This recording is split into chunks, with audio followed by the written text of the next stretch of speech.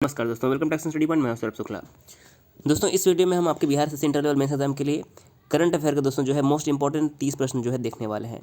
देखिए, सारे प्रश्न जो होंगे वो 2020 के जनवरी और फरवरी माह से संबंधित होंगे, जो कि आपकी परीक्षा के लिए बहुत ही महत्वपूर्ण है। तो वीडियो को जरूर अंत तक देखिएगा और 30 में से आप कितने प्रश्न सही कर पाते हैं कमेंट करके हमें ज़रूर बताइएगा। इस वीडियो की पीडीएफ जो है आपको टेलीग्राम पर मिल जाएगी, तो टेलीग्राम पर जाकर आपको डायरेक्शन स्टडी पॉइंट सर्च करना है और इसकी पीडीएफ जो है आप डाउनलोड करके वहाँ से प्रैक्टिस कर सकते हैं। तो आइए शुरू करते हैं आज का वीडियो। देखिए, पहला प्रश्न क्या है हमारा दोस्तों, 80 नंबर प्रश्न है। आम बजट 2020-21 में की गई घोषणा के अनुसार किस क्षेत्र में गैर राजपत्रित नौकरियों के लिए नेशनल रिक्रूटमेंट एजेंसी बनाई जाएगी? तो ये बहुत ही इंपॉर्टेंट प्रश्न है और इस प्रश्न का सही उत्तर हो जाएगा जो 2020-21 का बजट है, इसके लिए जो है सार्वजनिक बैंकों में जो है नियुक्ति के लिए जो है नेशनल रिक्रूटमेंट एजेंसी जो है बनाने जाने की घोषणा जो है की गई है। तो सही उत्तर क्या हो जाएगा? Option number C. और ये घोषणा किसके द्वारा की गई है? वित्त मंत्री निर्मला सीतारमण के द्वारा। तो यहाँ पर सी ऑप्शन जो है हमारा करेक्ट आंसर हो जाएगा। अगला प्रश्न है, आम बजट 2020-21 में स्वास्थ्य क्षेत्र के लिए कितनी राशि आवंटित की गई है? तो देखिए, बजट से जरूर प्रश्न बनेंगे। तो जो 2020-21 का बजट था, इसमें स्वास्थ्य सेवाओं के लिए कितनी राशि आवंटित की गई है? तो सही उत्तर हो जाएगा ऑप्शन नंबर ए, 69,000 करोड़ रुपए जो है आवंटित किए गए हैं 2020-21 के बजट में। और बात यहाँ पर स्वास्थ्य की बात हो रही, तो हमारे देश के वर्तमान में स्वास्थ्य मंत्री कौन है? तो डॉक्टर हर्षवर्धन जो है वर्तमान में हमारे देश के स्वास्थ्य मंत्री हैं। इनका नाम अब जो है आपको याद रखना है। अगला प्रश्न है 282 नंबर प्रश्न। विश्व आर्थिक मंच यानी कि वर्ल्ड इकोनॉमिक फोरम द्वारा 20 जनवरी 2020 को जारी पहले वैश्विक सामाजिक गतिशीलता सूचकांक में भारत को कौन सा स्थान प्राप्त हुआ है? तो देखिए, जो वैश्विक सामाजिक गतिशीलता सूचकांक है, इसमें भारत को इस पर मिला है 76वां स्थान। देखिए, जो सूचकांक है, इंडेक्स है, यहाँ से जरूर प्रश्न बनते हैं, तो ज़रूर याद रखिएगा। वैश्विक सामाजिक गतिशीलता सूचकांक में भारत को 76वां स्थान मिला है। और यहाँ पर इंपॉर्टेंट प्रश्न ये है कि पहला स्थान किसे मिला है? तो पहला स्थान मिला है डेनमार्क को। यहाँ पर आप याद रखिए, डेनमार्क को जो है इसमें पहला स्थान मिला है। अगला प्रश्न है, भारत के पूर्वोत्तर राज्य असम में मनाया जाने वाला त्यौहार जो माघ बिहू है, इसको अन्य किस नाम से जाना जाता है? तो असम में मनाए जाने वाले त्यौहार माघ बिहू को अन्य किस नाम से जाना जाता है? पहला लिखा हुआ है भोगाली बिहू, रोंगाली बिहू, काटी बिहू, या फिर इनमें से कोई नहीं। तो सही उत्तर हो जाएगा जो माघ बिहू है असम में मनाया जाता है, इसे भोगाली बिहू के नाम से जाना जाता है। तो सही उत्तर क्या हो जाएगा? ऑप्शन नंबर ए यहाँ पर करेक्ट हो जाएगा। ये असम का जो है बहुत ही प्रसिद्ध त्यौहार है। अगला प्रश्न है, भारतीय रिजर्व बैंक के गवर्नर शक्तिकांत दास द्वारा शुरू किए गए ऐप का नाम बताइए जो दृष्टिबाधित लोगों को मुद्रा नोटों के मूल्य वर्ग की पहचान करने में मदद करेगा। यानी कि जो लोग दृष्टिबाधित हैं उन्हें नोट पहचानने में मदद करने के लिए जो है आरबीआई द्वारा कौन सा ऐप लॉन्च किया गया है?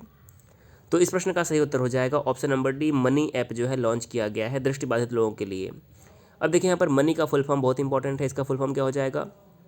Mobile aided note identification. Mobile aided note identification, यानी कि इसमें जो है नोट को आइडेंटिफाई करने के लिए जो है ये बनाया गया है दृष्टिबाधित लोगों के लिए। तो यहाँ पर आपका डी ऑप्शन जो है सही हो जाएगा और ये मोस्ट इंपॉर्टेंट क्वेश्चन में आएगा, तो इसको आप ज़रूर जो है टिक कर लीजिएगा। अगला प्रश्न है 285 नंबर। रूस के नए प्रधानमंत्री के रूप में 16 जनवरी 2020 को किसने जो है पदभार ग्रहण किया है? तो देखिए, रूस के राष्ट्रपति के रूप में व्लादिमीर पुतिन वर्तमान में बने हुए हैं और वहाँ के जो नए प्रधानमंत्री बने हैं उनका नाम हो जाएगा Mikhail Mishustin. Option number A correct हो जाएगा। मिखाइल मिशुस्टिन को जो है रूस का नया प्रधानमंत्री बनाया गया है। रूस की राजधानी की बात करें तो देखिए, रूस की राजधानी कहाँ पर है? मॉस्को। रूस जो है यूरोप और एशिया दोनों में फैला हुआ है, लेकिन जो राजधानी मॉस्को है ये यूरोप में ही पड़ता है। आपको यहाँ इसका नाम जो है याद रखना होगा। अगला प्रश्न है 286 नंबर प्रश्न है, किस राज्य सरकार ने स्कूलों को संविधान की संप्रभुता के नाम से संविधान की प्रस्तावना पढ़ना अनिवार्य कर दिया है? तो किस राज्य ने संविधान की प्रस्तावना को पढ़ना अनिवार्य कर दिया है? आंध्र प्रदेश, गुजरात, उत्तर प्रदेश या फिर मध्य प्रदेश? तो सही उत्तर हो जाएगा option number D, Madhya Pradesh की सरकार ने जो है ऐसा निर्णय लिया है। डी ऑप्शन करेक्ट हो जाएगा। मध्य प्रदेश की बात करें तो यहाँ की राजधानी है भोपाल। मुख्यमंत्री शिवराज सिंह चौहान हो जाएंगे और यहाँ के वर्तमान जो राज्यपाल जो हैं आनंदीबेन पटेल हैं, जो कि उत्तर प्रदेश की राज्यपाल हैं। इन्हें जो है यहाँ का अतिरिक्त प्रभार जो है दिया गया है। अगला प्रश्न है 287 नंबर प्रश्न, किस देश के क्रिकेट खिलाड़ी ने जनवरी 2020 में क्रिकेट के सभी प्रारूपों में कप्तान के रूप में 11,000 रन बनाने का रिकॉर्ड जो है स्थापित किया है। तो जनवरी 2020 में भारत के कप्तान विराट कोहली ने जो है सभी प्रारूपों में मिलाकर 11,000 रन बनाने का जो है वर्ल्ड रिकॉर्ड जो है बनाया है। और अभी बात करें कि विराट कोहली की, तो अभी हाल ही में दिसंबर में ऑस्ट्रेलिया के साथ खेले गए मैच में जो है उन्होंने 12,000 रन बनाने का भी रिकॉर्ड जो है बना लिया है, यानी कि इन्होंने जो है अपना 12,000 रन भी जो है पूरा कर लिया है। तो ऑप्शन नंबर डी यहाँ पर करेक्ट आंसर हो जाएगा भारत। अगला प्रश्न है 288 नंबर प्रश्न, ऑक्सफोर्ड एडवांस लर्नर डिक्शनरी के 10वें संस्करण में कितने भारतीय अंग्रेजी शब्दों को शामिल किया गया था? तो जो ऑक्सफोर्ड का एडवांस लर्नर डिक्शनरी है, इसमें इसके 10वें संस्करण में जो है कितने शब्दों को लिया गया? तो 26 जो है सदस्य भारतीय शब्द को जो है भारतीय अंग्रेजी शब्दों को शामिल किया गया है, 26। डी ऑप्शन सही हो जाएगा। अगला प्रश्न 289, वर्ल्ड इकोनॉमिक फोरम यानी कि वर्ल्ड इकोनॉमिक फोरम विश्व आर्थिक मंच 2020 की वार्षिक बैठक के 50वें संस्करण की थीम क्या है, जो दावोस क्लोस्टर्स स्विट्जरलैंड में जो है आयोजित की गई थी? तो इसकी थीम बतानी है आपको। तो सही उत्तर हो जाएगा option number B, stakeholders for a cohesive and sustainable world जो है इसकी थीम थी, यानी कि विषय था। ऑप्शन नंबर बी यहाँ पर सही हो जाएगा। 290 नंबर प्रश्न है, ट्रांसपेरेंसी इंटरनेशनल के भ्रष्टाचार धरड़ा सूचकांक 2019 में भारत की रैंक क्या है? तो ट्रांसपेरेंसी इंटरनेशनल के भ्रष्टाचार धरड़ा सूचकांक में भारत का जो स्थान है वो हो जाएगा 80वां स्थान है इसमें भारत का। अब यहाँ पर पहला स्थान किसका है? तो आप पहला स्थान भी याद रख लीजिए। पहला स्थान पर जो है डेनमार्क और न्यूजीलैंड जो है संयुक्त रूप से स्थापित है। पहला नंबर पर कौन है? डेनमार्क और न्यूजीलैंड दोनों संयुक्त रूप से। भारत का इसमें 80वां स्थान है। अगला प्रश्न है, किस देश ने परमाणु सक्षम सतह से सतह पर मार करने वाली बैलिस्टिक मिसाइल गजनवी का प्रक्षेपण किया, जिसकी मारक क्षमता 290 किलोमीटर है? तो भाई हाल ही में जो है गजनवी जो मिसाइल है इसका प्रक्षेपण पाकिस्तान के द्वारा किया गया था। तो ए ऑप्शन जो है यहाँ पर हमारा पाकिस्तान सही उत्तर हो जाएगा। अगला प्रश्न है 292 नंबर प्रश्न, राष्ट्रीय अपराध रिकॉर्ड ब्यूरो यानी कि नेशनल क्राइम रिकॉर्ड ब्यूरो की रिपोर्ट्स के अनुसार वर्ष 2018 में किस राज्य में सबसे अधिक आर्थिक अपराध हुए हैं? तो सही उत्तर क्या हो जाएगा? आर्थिक अपराध के मामले में जो है उत्तर प्रदेश का जो है पहला स्थान है। तो ए ऑप्शन हमारा यहाँ पर करेक्ट आंसर हो जाएगा। अगला प्रश्न है 293 नंबर प्रश्न, हेनले एंड पार्टनर्स द्वारा जारी हेनले पासपोर्ट इंडेक्स 2020 में किस देश का पासपोर्ट जो है शीर्ष पर था? तो हेनले एंड पार्टनर्स द्वारा जारी जो हेनले पासपोर्ट इंडेक्स है इसमें 2020 में जो है जापान को शीर्ष स्थान जो है प्रदान किया गया है। तो सही उत्तर क्या हो जाएगा? जापान को इसमें शीर्ष स्थान जो है प्रदान किया गया है। अगला प्रश्न है 294 नंबर प्रश्न, वर्ष 2020 के लिए भारतीय विज्ञान कांग्रेस इंडियन यानी कि जो हमारा इंडियन साइंस कांग्रेस है के 107वें संस्करण का विषय क्या था? तो 2020 के भारतीय विज्ञान कांग्रेस का विषय क्या था? सही उत्तर हो जाएगा ऑप्शन नंबर ए, विज्ञान और प्रौद्योगिकी ग्रामीण विकास। ये ऑप्शन सही हो जाएगा। Science and technology rural development, ये सही हो जाएगा।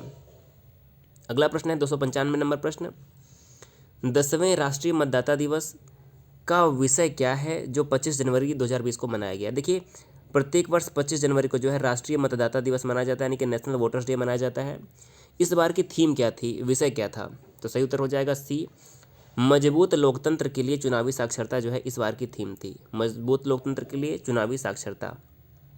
अगला प्रश्न 296, किस शहर में भारत सरकार कुत्तों, घोड़ों, खच्चरों जैसे सेवा जानवरों के लिए भारत का पहला युद्ध स्मारक स्थापित करेगी? 296 नंबर का सही उत्तर हो जाएगा ऑप्शन नंबर सी, मेरठ उत्तर प्रदेश में जो है यह स्थापित किया जाएगा। सी ऑप्शन यहाँ पर सही उत्तर हो जाएगा। अगला प्रश्न है 297 नंबर प्रश्न, भारत के प्रधानमंत्री नरेंद्र मोदी और किस देश के प्रधानमंत्री केपी शर्मा ओली ने Jogbani Biratnagar integrated check post का उद्घाटन किया है? तो आप सभी को पता होगा केपी शर्मा ओली जो है यह नेपाल के प्रधानमंत्री हैं और इन्हीं दोनों ने संयुक्त रूप से जो है Jogbani Biratnagar integrated check post का जो है उद्घाटन किया है। तो यहाँ पर ए ऑप्शन जो है सही हो जाएगा। अगला प्रश्न 298, किस देश ने दुनिया का सबसे छोटा सोने का सिक्का 2.96 मिलीमीटर यानी कि 0.12 इंच का खनन किया है, जिसमें वैज्ञानिक अल्बर्ट आइंस्टीन का चेहरा अपनी जीभ से चिपका हुआ है? तो सही उत्तर क्या हो जाएगा 298 का? ये खोजा गया है स्विट्जरलैंड में। सी ऑप्शन यहाँ पर हमारा सही उत्तर हो जाएगा। अगला प्रश्न 299, आपदा प्रबंधन में योगदान के लिए व्यक्तिगत श्रेणी में सुभाष चंद्र बोस आपदा प्रबंधन पुरस्कार 2020 से किसे सम्मानित किया गया है? तो सुभाष चंद्र बोस। आपदा प्रबंधन पुरस्कार 2019 दिया गया है कुमार मुन्नन सिंह को। यहाँ पर डी ऑप्शन जो है करेक्ट आंसर हो जाएगा। 300 नंबर प्रश्न है, दक्षिण भारत को सुखोई 30 MKI लड़ाकू विमानों का पहला स्क्वाड्रन मिला, जिससे किस मिसाइल से लैस किया गया है? तो जो सुखोई 30 है इससे लैस किया गया है ब्रह्मोस मिसाइल से। 300 नंबर का सी ऑप्शन जो है ब्रह्मोस मिसाइल यहाँ पर सही उत्तर हो जाएगा। अगला प्रश्न है 301 नंबर, हाल ही में विश्व ब्रेल दिवस जो है किस तिथि को मनाया गया? और यहाँ पर आप याद रखिए प्रत्येक वर्ष विश्व ब्रेल दिवस कब मनाया जाता है? तो सही उत्तर हो जाएगा प्रत्येक वर्ष जो है 4 जनवरी को विश्व ब्रेल दिवस मनाया जाता है। ऑप्शन नंबर बी सही हो जाएगा। अगला प्रश्न है 302, 1 जनवरी 2020 को कोरल रीफ्स की रक्षा के लिए कौन सा देश सनस्क्रीन पर प्रतिबंध लगाने वाला देश जो है पहला देश बन गया है? तो कोरल रीफ की रक्षा के लिए सनस्क्रीन पर प्रतिबंध लगाने वाला जो विश्व का पहला देश बन गया है वो हो जाएगा पलाऊ। ऑप्शन नंबर बी यहाँ पर जो है बिल्कुल करेक्ट आंसर हो जाएगा। कोरल रीफ क्या होती है? जो प्रवाल भित्तियाँ होती हैं इनकी रक्षा के लिए ये जो है कदम उठाया गया है। 302 नंबर प्रश्न है, 2 जनवरी 2020 को राष्ट्रीय चिकित्सक आयोग के पहले अध्यक्ष के रूप में किसे नियुक्त किया गया है? तो 2 जनवरी 2020 को राष्ट्रीय चिकित्सक आयोग के पहले अध्यक्ष के रूप में किसे नियुक्त किया गया है? सुरेश चंद्र शर्मा, राकेश कुमार वत्स, राजेंद्र पेंडर या फिर सुरेंद्र कश्यप? तो इस प्रश्न का सही उत्तर हो जाएगा option number A, Suresh Chandra Sharma को जो है राष्ट्रीय चिकित्सक आयोग का अध्यक्ष नियुक्त किया गया है। ए ऑप्शन सही हो जाएगा। अगला प्रश्न है, वर्ष 2020 को किस वर्ष के रूप में नामित किया गया है? पहला है डॉक्टरों के वर्ष के रूप में, नर्स और मिडवाइफ के रूप में, पत्रकारों के वर्ष के रूप में या फिर महिलाओं के वर्ष के रूप में? तो जो वर्ष 2020 है इसे नर्स और मिडवाइफ के वर्ष के रूप में नामित किया गया है। बी ऑप्शन यहाँ पर सही उत्तर हो जाएगा। अगला प्रश्न 305, 3 जनवरी 2020 को 107वें भारतीय विज्ञान कांग्रेस का उद्घाटन श्री नरेंद्र मोदी द्वारा कहाँ पर किया गया? तो जो 107वां भारतीय विज्ञान कांग्रेस था इसका उद्घाटन किया गया था बेंगलुरु में। सी ऑप्शन यहाँ पर हमारा सही उत्तर हो जाएगा, बेंगलुरु कर्नाटक की राजधानी। अगला प्रश्न 306, T20 क्रिकेट में 100 विकेट लेने वाले सबसे युवा गेंदबाज कौन बने हैं?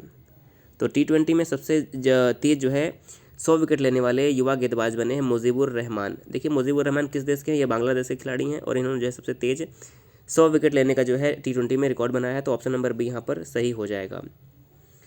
वहीं पर बात करें कि देखिए भी हाल ही में T20 रैंकिंग जारी की गई है, तो T20 रैंकिंग में जो है अगर हम बॉलर्स की बात करें तो राशिद खान जो अफगानिस्तान के हैं पहले स्थान पर काबिज हैं, तो इनका नाम आप याद रखिएगा।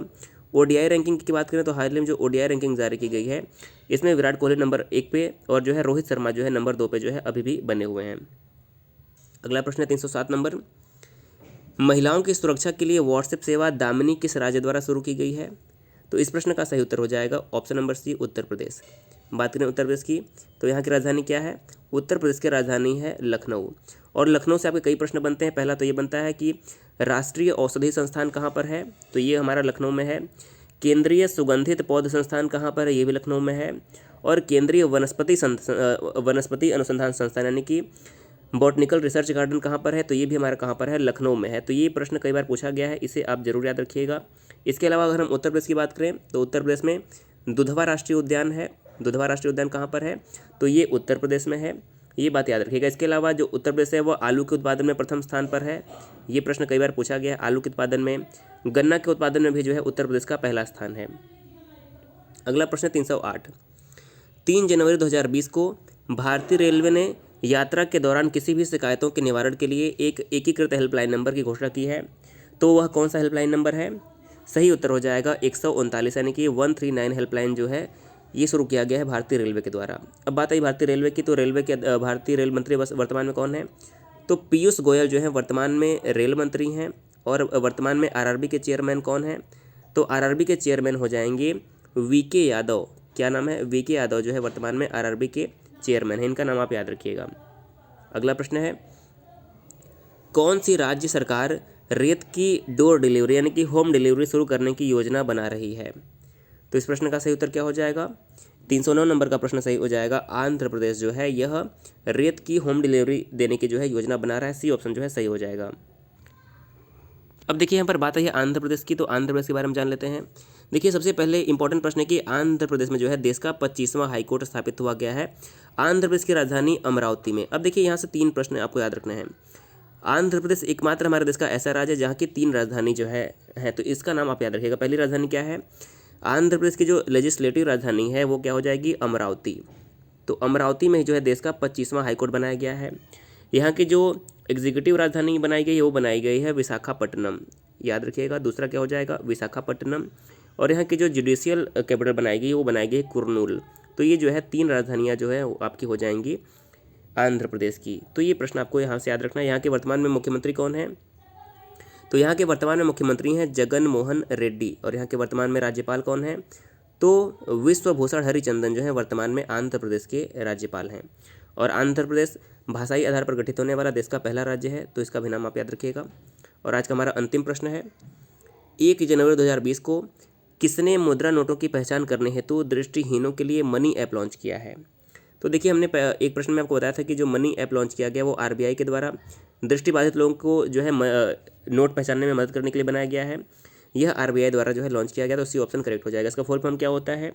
Mobile aided note identification. तो ऑप्शन नंबर सी यहाँ पर जो है करेक्ट हो जाएगा। अब यहाँ पर बात आई है आरबीआई की, तो आरबीआई के बारे में जान लीजिए। आरबीआई की स्थापना कब हुई थी?